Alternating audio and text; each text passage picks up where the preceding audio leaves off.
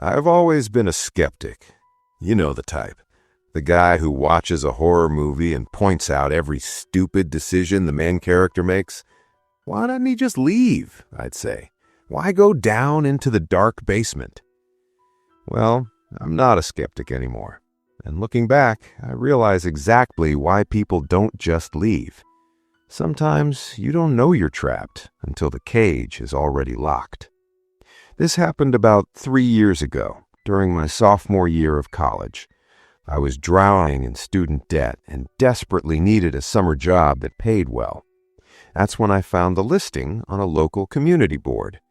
It was simple, almost too simple.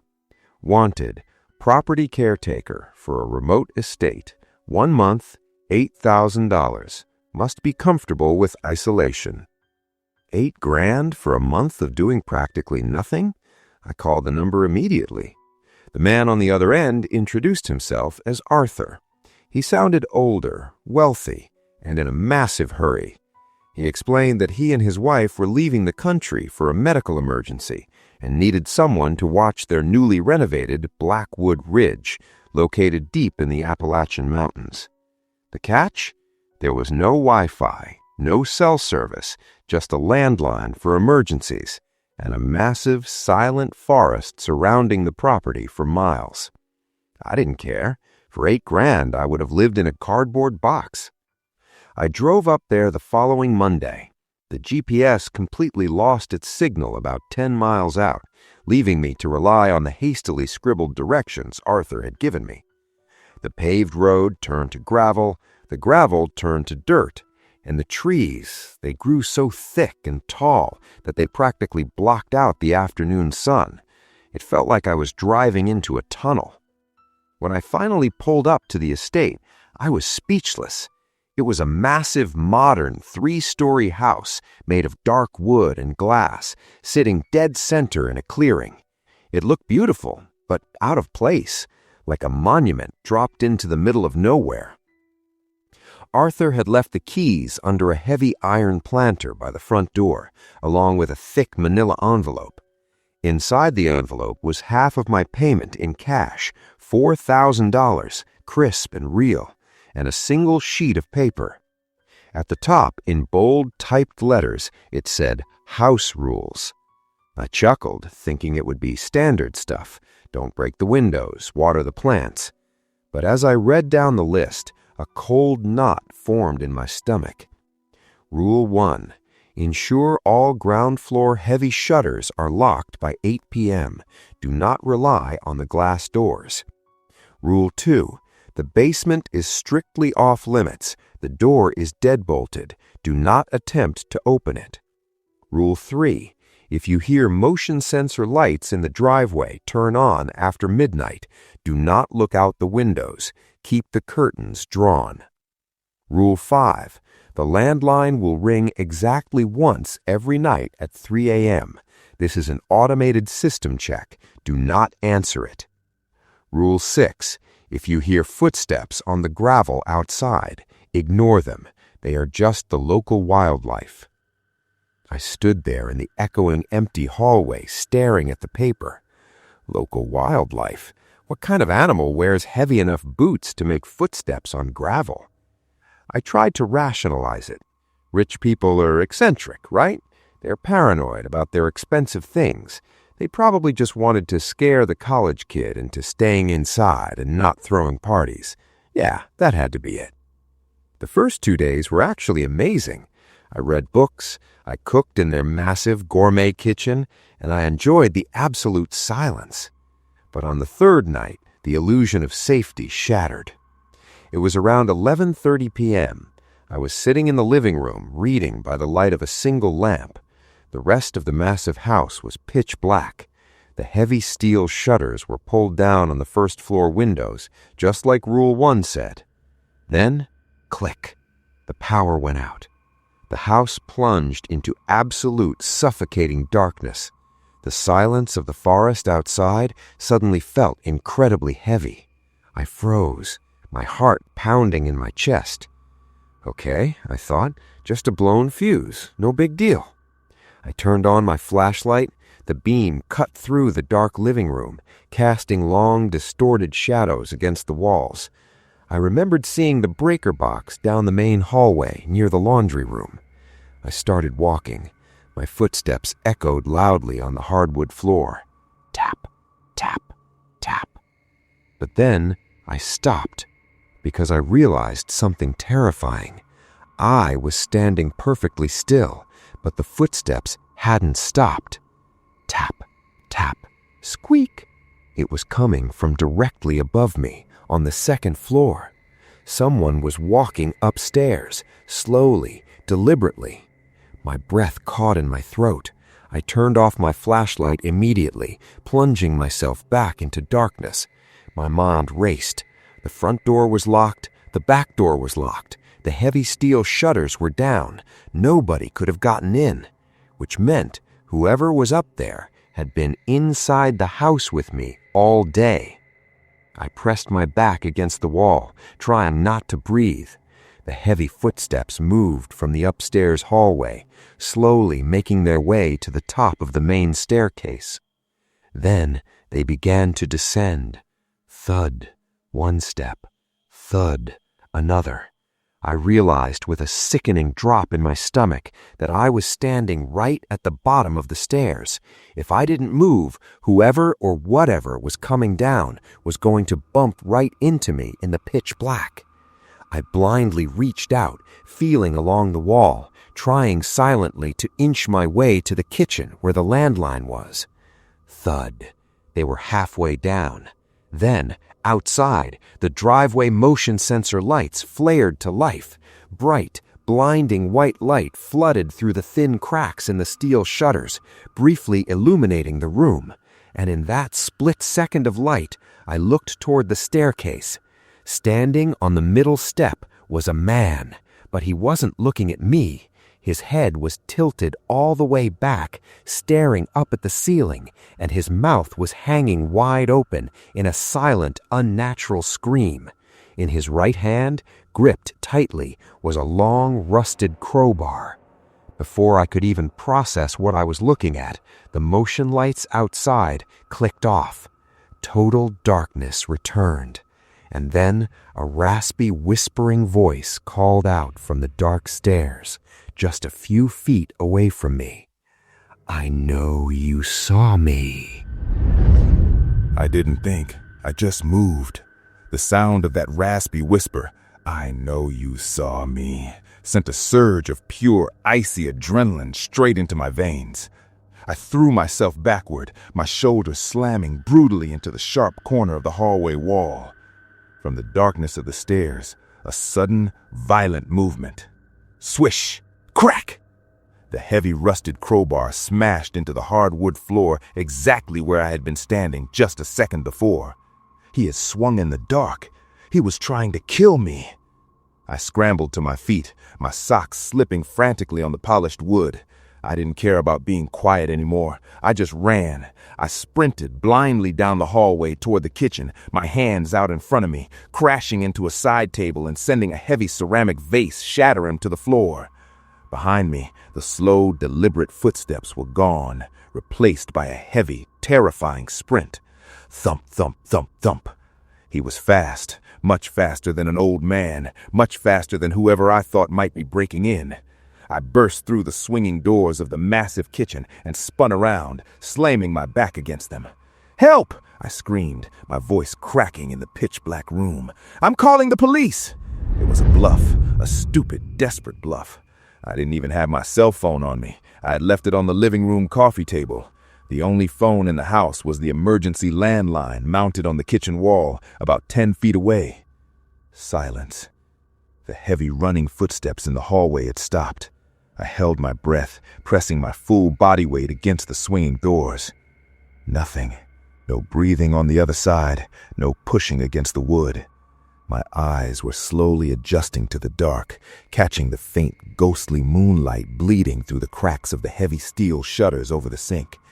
I needed to get to the landline. I needed to dial 911, tell them my location, and pray they could find this place in the woods. I carefully stepped away from the doors. I kept my eyes locked on them as I backed up toward the wall where the phone hung. My hand fumbled in the dark, feeling the cool plaster, then the plastic casing of the receiver. I snatched it off the hook. I pressed the receiver to my ear, my hand shaking violently. I waited for the dial tone. Nothing. Just a hollow, empty static. The line was dead. My stomach plummeted. The power's out, I realized with sickening clarity. The cordless base needs power. I was completely cut off. Suddenly, a terrifying sound echoed through the kitchen. It didn't come from the hallway doors. It came from outside. Crunch, crunch, crunch. Heavy boots walking on the gravel right outside the kitchen window. My mind instantly flashed back to the house rules. Rule 5. If you hear footsteps on the gravel outside, ignore them. They are just the local wildlife. I slowly turned my head toward the kitchen window. The heavy steel shutters were pulled down, but there was a small half-inch gap at the very bottom where it didn't perfectly meet the sill. The crunching stopped right in front of the window. And then a beam of yellow light swept across the floor. Someone outside had a flashlight, and they were shining it through the tiny gap, slowly scanning the kitchen floor. The beam of light crept across the tiles. It hit the refrigerator. It hit the island. It was moving toward my feet. I threw myself behind the heavy oak kitchen island, curling my knees to my chest just as the beam of light swept over the spot where I had been standing. My heart was beating so loud I was terrified they could hear it through the walls. There were 2 of them, one inside with a crowbar, one outside with a flashlight. Why? I thought, tears of sheer panic pricking my eyes. There's nothing here to steal. Why are they hunting me? Then I heard the front door. Not someone breaking it down, someone unlocking it. Click, creak. He's in the kitchen, a low, muffled voice said from outside the window. The front door slammed shut. The man from the stairs was walking down the hall again. I was trapped. The kitchen had no other exits except the hallway and the shuttered back door. Except, I looked to my left. In the darkest corner of the kitchen, hidden behind the pantry, was a heavy, solid oak door with a thick brass deadbolt. The basement door. Rule 2. The basement is strictly off-limits. The door is deadbolted. Do not attempt to open it. The footsteps in the hallway were getting closer. They were whispering to each other now. 2 voices, both raspy, both angry. I had no choice. If I stayed in the kitchen, I was dead. I crawled on my hands and knees, staying below the level of the island, ignoring the sharp pain in my bruised shoulder. I reached the basement door. My trembling fingers found the heavy brass deadbolt. I fully expected it to be locked from the other side. I fully expected to be trapped. But as I grabbed the latch and twisted it, it turned, smoothly, silently. The door wasn't locked to keep people out. As I pushed the heavy oak door open, a smell hit me, a wave of freezing cold air that smelled like rotting meat and old copper. It was so strong I gagged, clapping my hand over my mouth. Behind me, the swinging kitchen doors violently burst open. "Where are you, kid?" the raspy voice called out into the dark kitchen. I slipped through the doorway and pulled the basement door shut behind me, plunging myself into absolute suffocating blackness. I was standing at the top of a steep wooden staircase. I took one terrified step down into the freezing dark, and that's when I heard it. From deep down in the pitch-black basement, something heavy dragged itself across the concrete floor. Scrape. And a voice, a woman's voice, weak and trembling, whispered from the darkness below me. "Arthur, is that you?" My blood turned to ice. I stood frozen on the top step, the heavy oak door shut tightly behind me. The darkness in the stairwell was absolute, pressing against my eyes like a physical weight. "Arthur?" the frail voice called out again from the blackness below. "Arthur, did you bring it? I'm so hungry, Arthur." Arthur, the man who hired me, the man who claimed his wife was with him overseas for a medical emergency. Before I could even process the sick realization that he had lied, the brass deadbolt on the door directly behind my head slowly clicked. The handle turned violently. The men from upstairs had found the door. "It's locked," a muffled, raspy voice grunted through the heavy oak. "Break it down." Thud. A heavy boot slammed into the wood, vibrating through the door and straight into my spine. I didn't have time to think. I didn't have time to be afraid of whatever was waiting for me at the bottom of the stairs. I just had to get away from the door. I scrambled down the steep wooden steps as fast as I could in the pitch black, my hands desperately sliding down the rough cinder block wall to keep my balance. The air grew colder with every step, the rancid smell of old copper and decay growing so thick it coated the back of my throat. Thud. Crack. The wood at the top of the stairs began to splinter. They were getting in. My feet hit the solid concrete floor of the basement. I held my breath, straining my eyes against the dark. In the far corner of the massive room, a small, faint red light blinked rhythmically, an emergency power box. It wasn't much, but it cast a dim, bloody glow over the center of the basement. And in that dim light, I saw her. Sitting on a filthy mattress in the middle of the room was a woman. She was impossibly thin, her pale skin practically glowing in the red light. She wasn't chained. She wasn't tied up. She was just sitting there, staring at the bottom of the stairs, clutching a large rusted key in her bony hands. "You aren't Arthur," she whispered, her voice trembling.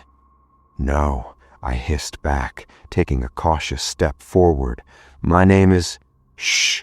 She sharply cut me off, her wide, terrified eyes darting toward the ceiling.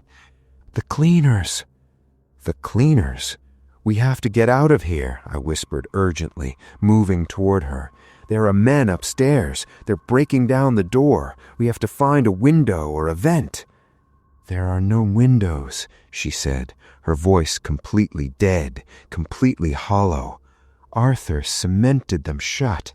He wanted to make sure nothing could get in." She paused, her hollow eyes finally locking onto mine. "And nothing could get out." Crack! A massive piece of the oak door at the top of the stairs shattered. A beam of white flashlight cut through the darkness, sweeping down the wooden steps. "Hey!" the raspy voice echoed down the stairwell. "I see the stairs! Come on!" I panicked. I grabbed the woman's freezing, fragile arm. "Please, you have to help me. Why are they trying to kill me? What did Arthur hire me for?" She let out a dry, rattling laugh that sent shivers down my spine. "He didn't hire you to watch the house," she whispered, her grip tightening on the rusted key. "He hired you to feed it." My stomach dropped. "Feed what?" She didn't answer. Instead, she looked past me, toward the darkest corner of the basement, a corner the red emergency light couldn't reach, a corner where the smell of rotting meat was strongest.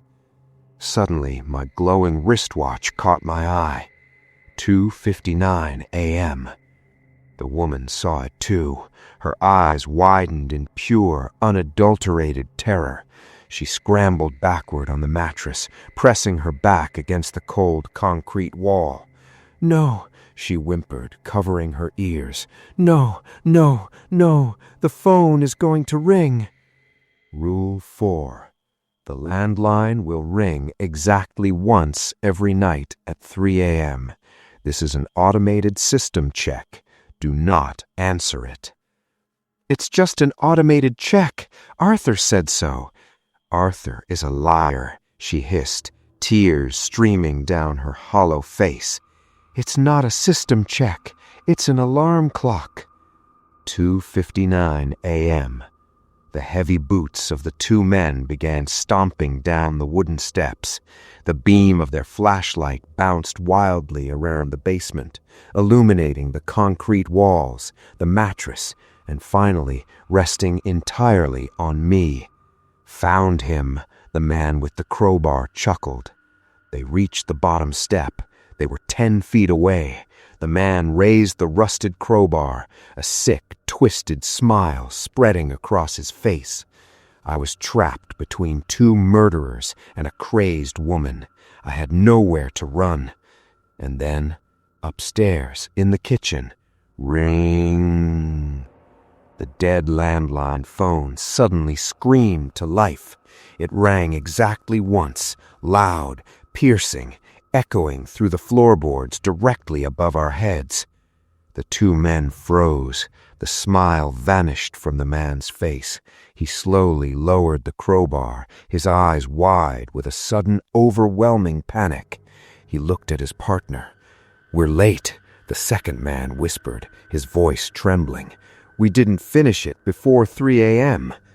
From the darkest, unlit corner of the basement, the corner the woman had been staring at, came a sound I will never, ever forget. It was the sound of heavy, wet chains dragging across the concrete, and then a low, guttural growl that vibrated the very floor beneath my feet. The two men dropped their flashlight.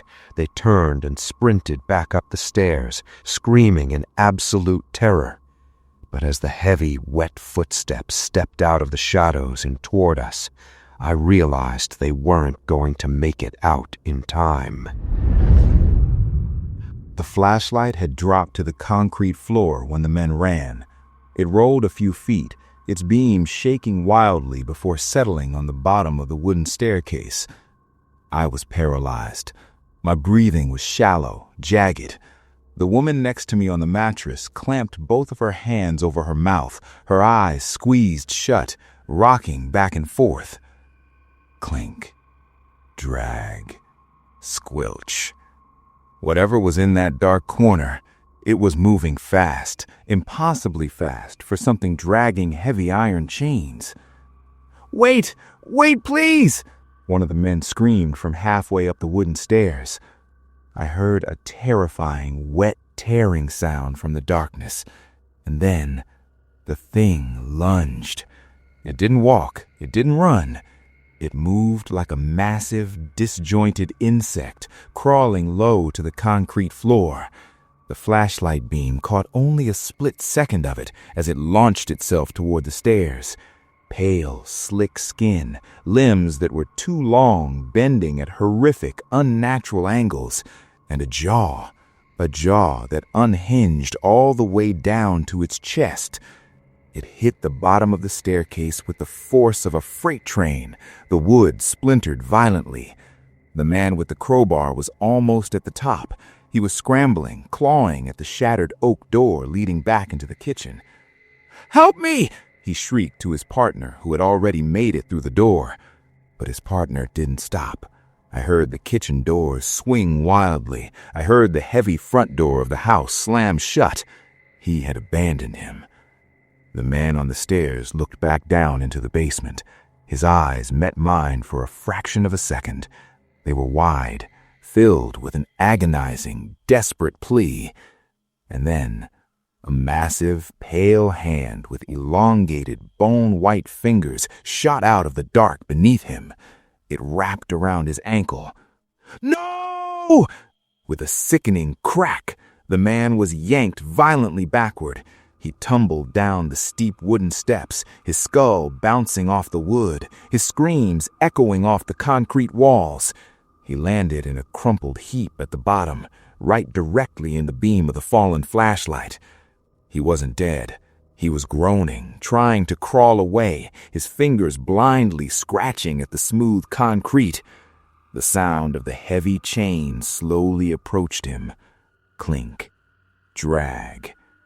"Please," the man sobbed, blood pouring from his nose. "We did what Arthur asked. We were trying to feed you." The dragging stopped. For a moment, there was absolute silence in the basement. only the sound of the man's ragged breathing. Then, a sickening, wet crunch. I squeezed my eyes shut. I pressed my hands over my ears, but I couldn't block it out. The tearing, the chewing, the wet, horrific sounds of the local wildlife enjoying its meal in the dark. I felt a cold, frail hand grab my wrist. I opened my eyes. The woman was staring at me. Her face was hollow, completely drained of emotion. She had survived down here long enough to become numb to the brutality. "We don't have much time," she whispered, her voice barely carrying over the sickening sounds behind us. "When it finishes with him, it will smell us." What is that thing?" I choked out, tears finally spilling over my cheeks. "It's Arthur's son," she whispered, her voice shaking violently. "Or he used to be, before the sickness, before Arthur tried to cure him with things he didn't understand. Now, he's just hunger." My mind raced. Rule 5, local wildlife. Arthur wasn't protecting the house from animals. He was protecting the surrounding town from whatever was living in his basement. And the cleaners. "The men upstairs," I said, my voice trembling. "They were sent to kill me." She nodded slowly. "Arthur pays them. Once a month, they find a desperate kid looking for quick money, a caretaker. They wait until the 3rd night, when the power is scheduled to cut out, and they kill them." "Why?" I pleaded. "Why not just let the monster kill me?" "Because," she whispered, her eyes darting toward the horrific feast happening 10 feet away, "if you fight back, you might damage it.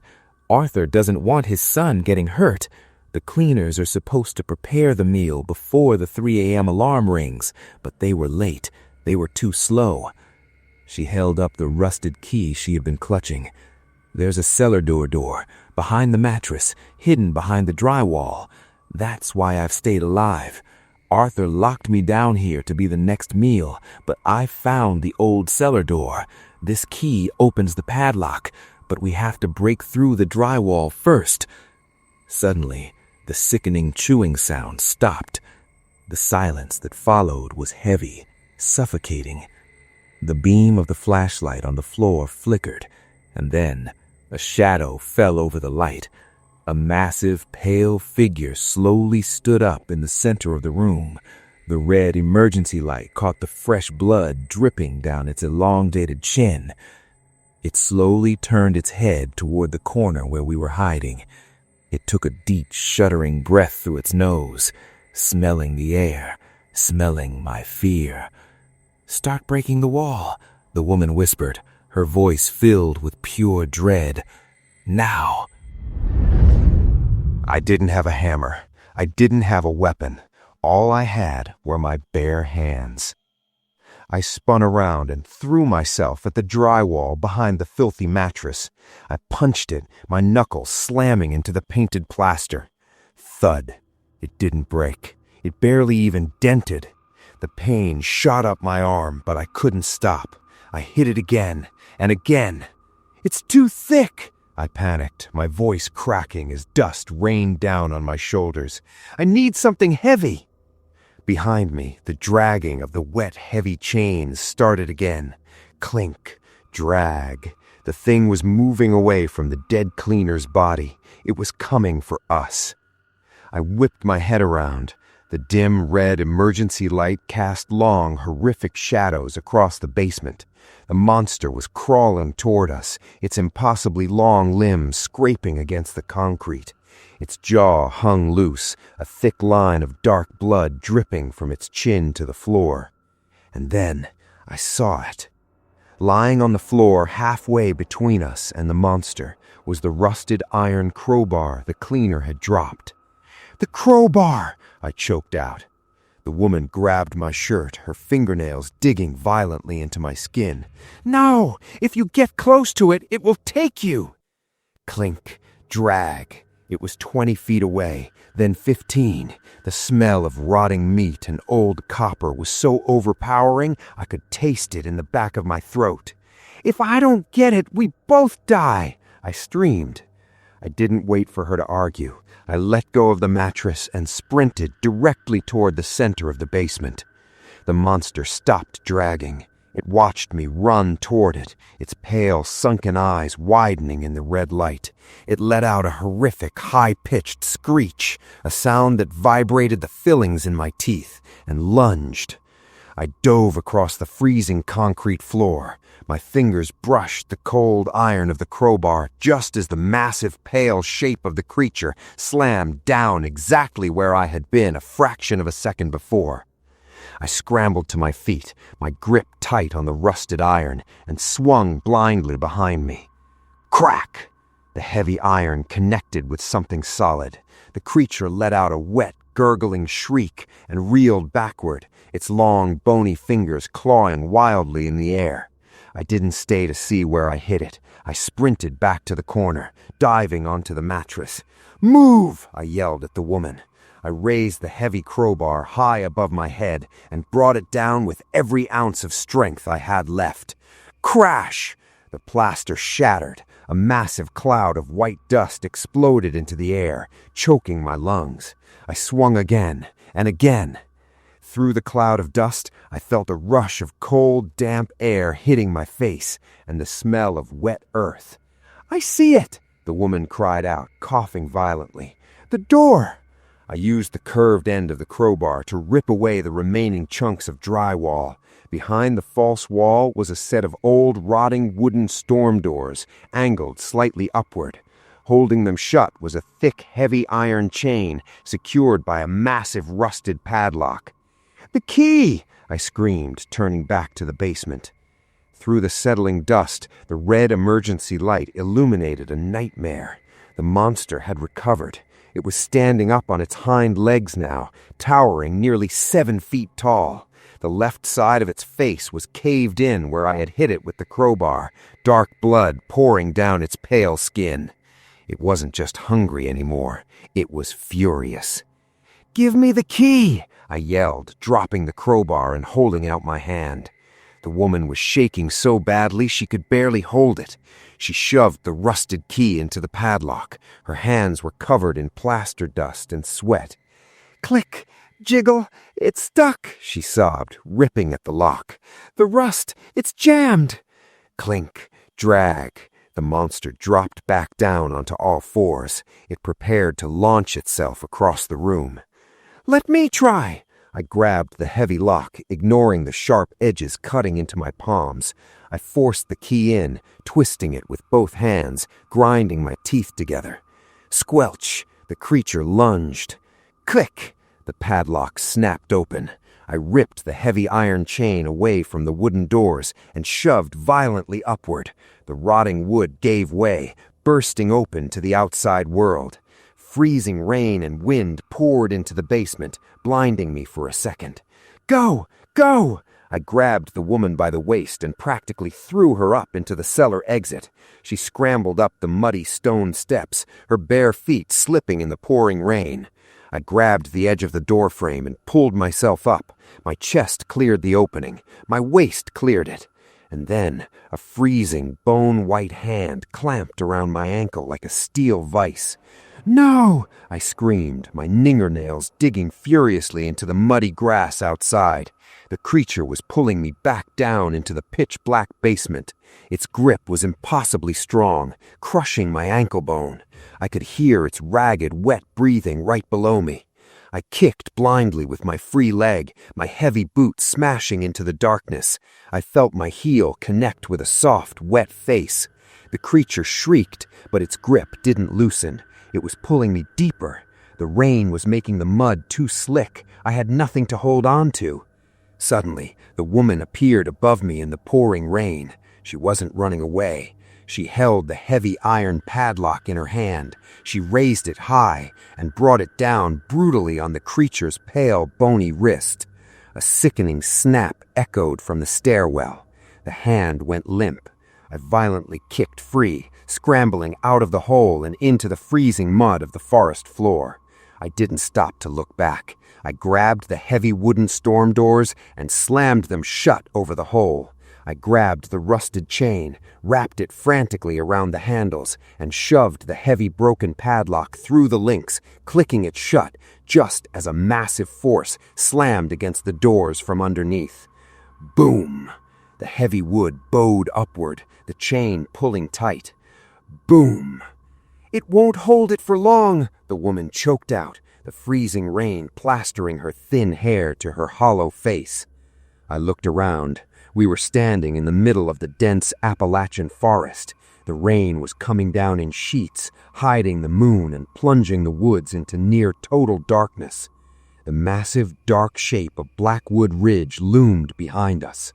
We had escaped the basement, but as a beam of yellow flashlight suddenly clicked on in the woods about 50 yards away, my blood ran cold. The second cleaner hadn't run away. He was out here, in the dark, and he was hunting us. I shoved my hand over the woman's mouth and pulled her down into the freezing mud. We pressed our bodies flat against the earth. The rain was deafening, hammering against the canopy of the trees and turning the forest floor into a slick, freezing swamp. 50 yards away, the beam of the flashlight swept in erratic, panicked arcs. "I know you're out here," a voice screamed over the pouring rain. It was the second cleaner, the one who had abandoned his partner to die in the basement. His voice was shaking. He wasn't hunting us because it was his job anymore. He was hunting us because he needed my car keys. He knew he couldn't outrun that thing on foot. Click-clack. The distinct, heavy, metallic sound of a shotgun being pumped echoed through the trees. My breath caught in my throat. I pressed my face into the wet leaves. The woman next to me was shivering so violently that her teeth were chattering. She had been locked in that basement for God knows how long. She had no shoes, just a thin, filthy hospital gown clinging to her skeletal frame. She was going to freeze to death if the cleaner didn't find us first. I leaned my mouth right next to her ear. "My car," I whispered, barely making a sound. "It's parked at the end of the driveway. I have the keys in my pocket. If we can crawl to the tree line, we can make a run for it." She gave a tiny, terrified nod. We started to move, crawling on our stomachs, digging our elbows and knees into the freezing mud. Every inch felt like a mile. The darkness was absolute. The only light came from the lightning flashing violently overhead and the terrifying yellow beam of the cleaner's flashlight slicing through the rain. Snap! My knee came down hard on a dead branch buried in the mud. It cracked loudly. The flashlight beam instantly snapped in our direction. "Who's there?" the cleaner yelled. The beam swept over the trunk of the massive oak tree we were hiding behind. The light illuminated the pouring rain just inches from my face. I held my breath. I squeezed my eyes shut, waiting for the deafening roar of the shotgun. He took a step toward us, heavy boots sloshing in the mud. Crunch, slosh, another step. He was 30 yards away. Crunch, slosh, 20 yards. "I'll shoot," he warned, his voice cracking. "I swear to God, I'll shoot." I slowly slid my hand into the mud, my fingers closing around a heavy, jagged rock. If he came around the tree, I was going to throw it. It was a pathetic plan, a rock against a shotgun, but it was all I had. Slosh, 10 yards. He was right on the other side of the tree. I braced my legs against the mud, ready to spring up. But then, a sound stopped him dead in his tracks. It didn't come from us. It came from the side of the house. Creak, snap. The heavy, rusted chain I had wrapped around the storm cellar doors was giving way. The cleaner whipped around. His flashlight beam darted away from our tree and locked onto the side of the massive, dark house. Boom! The storm doors bulged upward violently. The rusted padlock I had jammed into the links bent under the immense pressure. "No," the cleaner whispered. He started backing up, He forgot entirely about us. He was staring at the cellar doors in pure, unadulterated horror.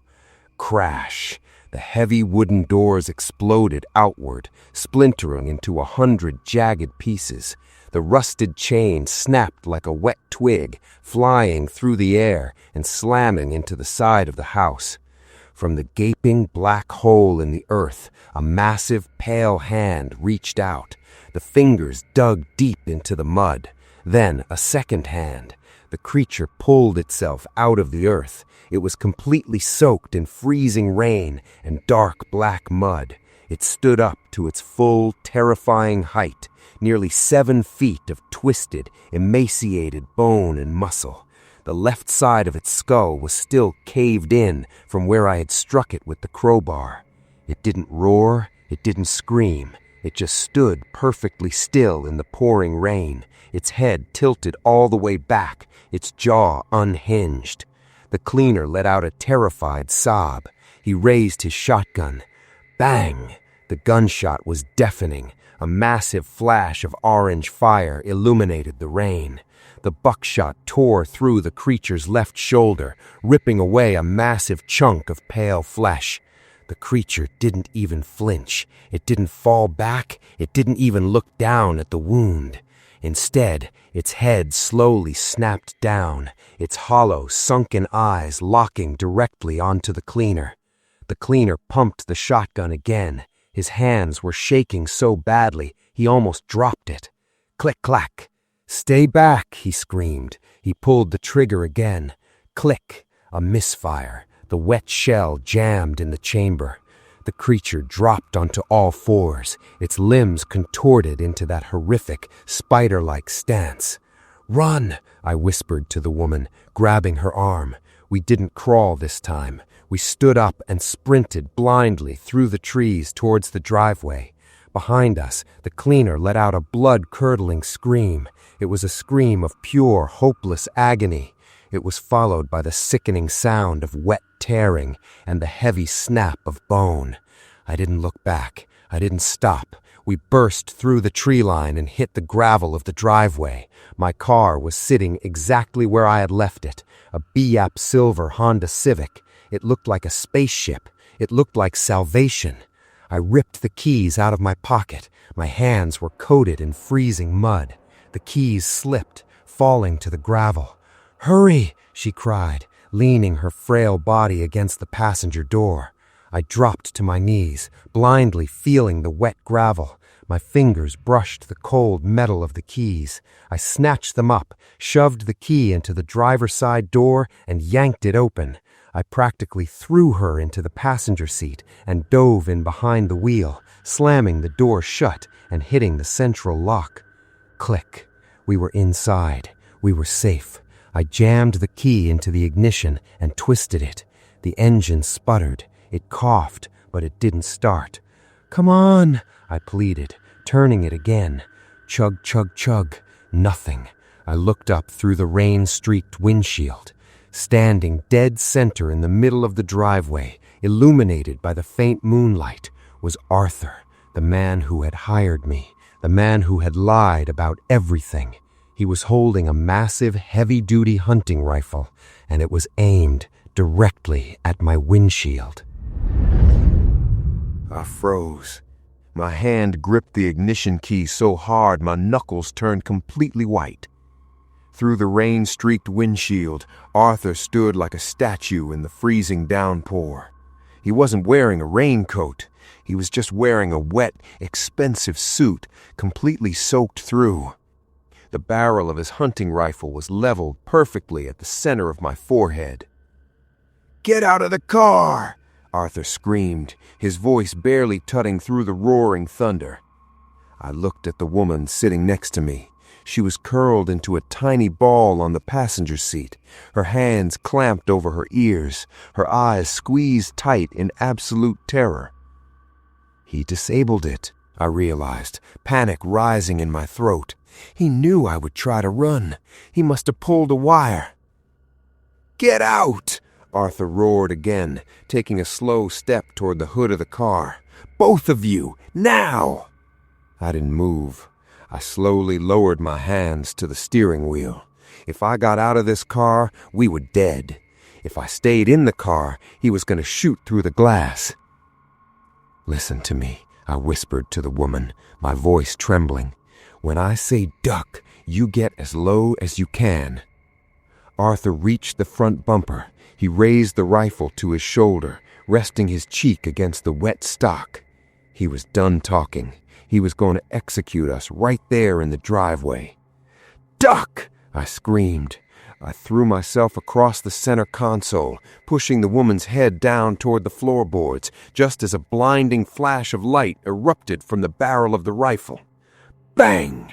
The windshield shattered violently. A deafening explosion of safety glass rained down over our shoulders, the bullet tearing through the driver's seat headrest, where my skull had been a fraction of a second before. My ears were ringing. The freezing rain poured directly through the shattered window, stinging my face. I waited for the second shot. I waited for him to walk around to the side window and finish it. But the shot never came. Instead, over the sound of the pouring rain and the ringing in my ears, I heard something else. A heavy, wet thump. I slowly lifted my head, peeking over the dashboard, the broken glass cutting into my forearms. Arthur was still standing in front of the car, but the rifle had fallen from his hands. It lay in the mud, completely forgotten. He was staring straight up into the pitch-black sky. His mouth was open in a silent, agonizing scream. And then the lightning flashed. Perched directly on top of my car, crouching on the metal roof right above our heads, was the creature. It had leaped from the trees in absolute silence. Its impossibly long, pale arms hung down over the windshield. Its bone-white fingers, ending in thick, jagged claws, were buried deep into both of Arthur's shoulders, lifting the older man entirely off the ground. "My boy!" Arthur choked out, blood spilling from his lips. "It's me! I protected you!" The creature didn't recognize him. The sickness had taken whatever was left of his son a long time ago. Now there was only the hunger. The creature let out a high-pitched, deafening shriek that vibrated the metal frame of the car. And then it pulled upward. Crunch! I won't describe what happened next. I can't. The sound of the wet tearing, the snapping of bone, and Arthur's final gurgling scream is something that plays in my head every single time I close my eyes. The heavy, lifeless remains of the man who hired me dropped onto the hood of my car with a sickening thud, sliding off the wet metal and into the mud. The creature was still on the roof. I could hear its heavy, jagged breathing right above me. The metal was groaning under its weight. It was going to tear through the roof. I didn't think. Pure primal survival instinct took over. I shoved the key back into the ignition. I slammed my foot entirely down on the gas pedal and twisted the key with every ounce of strength I had left. The engine whined. It sputtered. Please, I prayed to God, please. Vroom! The engine caught. The headlights blazed to life, illuminating the horrific, blood-soaked driveway. I threw the car into reverse and slammed the gas. The tires spun wildly in the wet gravel before catching traction. The car launched backward. The sudden momentum threw the creature off balance. I heard a massive screech as its claws scraped across the roof, trying to hold on. I slammed on the brakes, throwing the car into drive and whipped the steering wheel hard to the right. The creature tumbled off the back of the car, hitting the mud with a heavy, wet splash. I didn't look back to see if it was getting up. I kept my foot pinned to the floorboard. The car fishtailed wildly, sliding onto the dirt road that led back down the mountain. We hit potholes. We smashed through low-hanging branches. I drove like a madman, the cold wind and rain violently whipping through the shattered windshield. We drove for over an hour in absolute, terrified silence. It wasn't until we finally hit the paved highway and I saw the distant glowing streetlights of a small town that I finally pulled over. My hands were shaking so badly I couldn't put the car in park. I just sat there listening to the engine idle, staring at the lights. The woman sat up slowly. She looked out the window, her hollow eyes welling up with tears. For the first time all night, she didn't look like a ghost. She looked human. We went straight to the police station. It took them 3 days to organize a tactical team to go up the mountain. They thought I was crazy. They thought it was some kind of elaborate drug hallucination. But the blood on my car, the shattered glass, and the woman's horrific physical condition forced them to investigate. I stayed in the police station. I refused to go back up there to show them the way. When the local sheriff finally returned, he looked completely pale. He looked like a man who had seen the devil himself. He pulled me into a small interrogation room and locked the door. He told me they found the estate. They found the shattered cellar doors. They found the basement, the filthy mattress, and the horrific bloody mess left behind by the creature. But they didn't find Arthur, and they didn't find the cleaners. The sheriff leaned across the table, his voice barely cutting through the whisper. "The entire basement was empty, son," he said, staring right through me. There were no bodies. There were just drag marks leading out of the cellar, across the mud, and deep into the tree line. He told me that the state police were launching a massive grid search of the Appalachian woods, but he also told me, off the record, that they weren't going to find anything. The woods were too deep, too vast. That was 3 years ago. The woman was taken to a psychiatric facility halfway across the country, given a new name and hidden away for her own safety. I never saw her again. As for me, I live in a high-rise apartment in the city now, on the 20th floor. I don't go camping, I don't drive on dirt roads, and I certainly don't look for easy money on community boards. But the scariest part? Every once in a while, when the city goes perfectly quiet and the power cuts out during a bad storm, I'll sit in the dark, listening to the rain hit my window. And somewhere, deep in the back of my mind, I can still hear it. Clink, drag, waiting, starving in the dark.